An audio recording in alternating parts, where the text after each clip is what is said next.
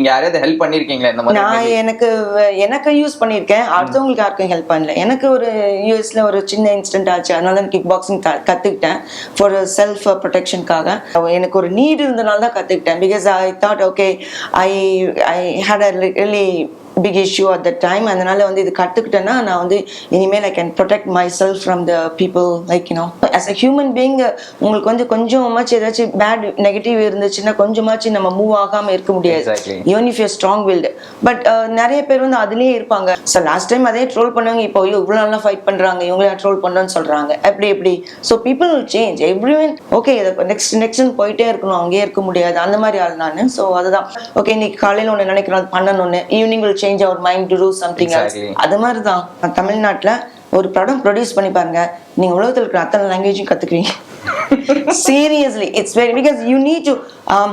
அப்படின்னு நீங்க தமிழ்ல இருக்கிறதுனால தமிழ் கத்துக்கிட்டேன்.